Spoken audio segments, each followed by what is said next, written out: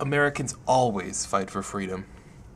This propaganda poster from the Second World War is a very apt introduction when considering the issue of preventing genocide, as it presents an accurate history of American ideals.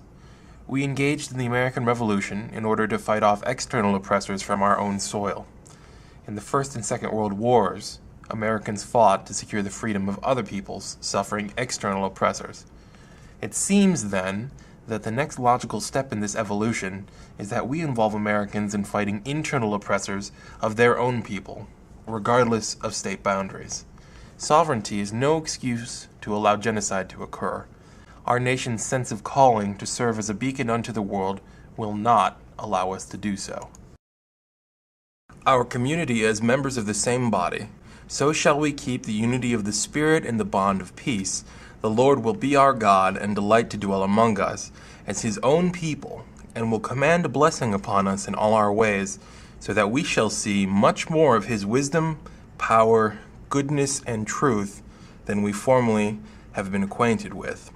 We shall find that the God of Israel is among us, when 10 of us shall be able to resist 1,000 of our enemies, when he shall make us a praise and glory, that men shall say of succeeding plantations, the Lord make it like that of New England.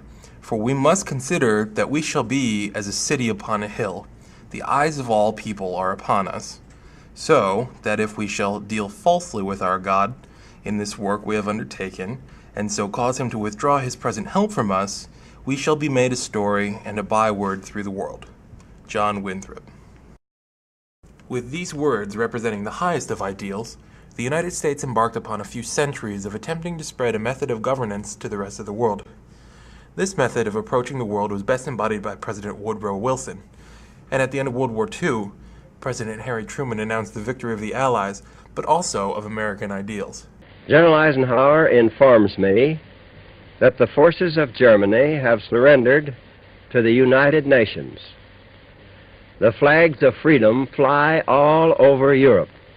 American leaders after Truman carried this ideal even further during and after the Cold War.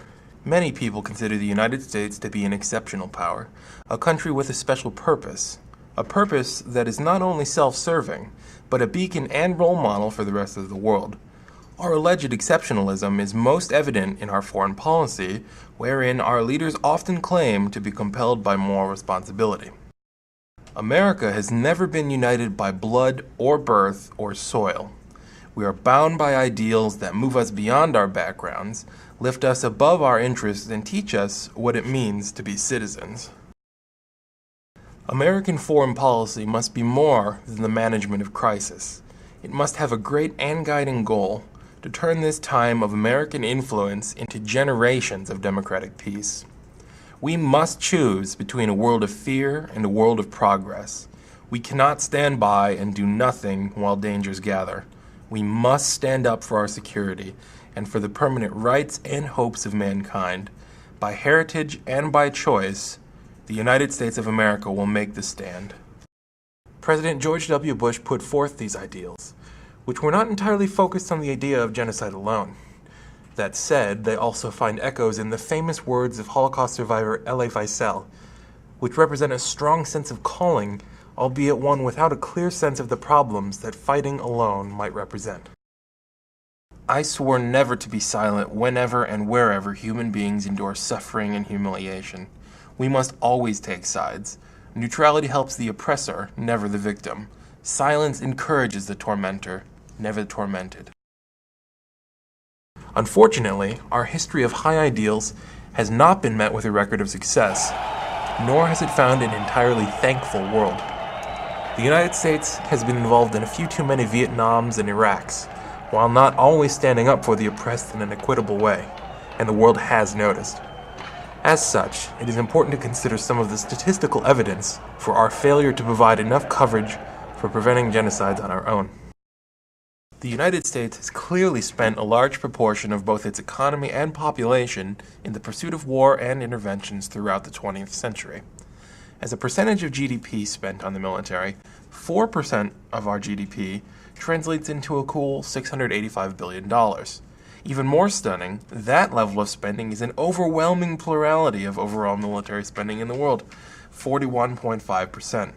China is the second largest spender at a mere 5.8% of world spending on the militaries. That said, our commitments in Afghanistan, Iraq, and other nations around the world yield a military that is overstretched and overworked without any end in sight. It seems clear, then, that we need to work with other nations as opposed to working at odds with them.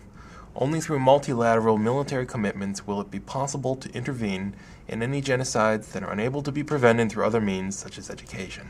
Samantha Power suggests that the United States has a special responsibility to end or prevent mass killing. Considering our heritage, this is an appropriate challenge. However, having the sole responsibility for intervening in conflict and crisis situations is too great a burden for any one nation to bear.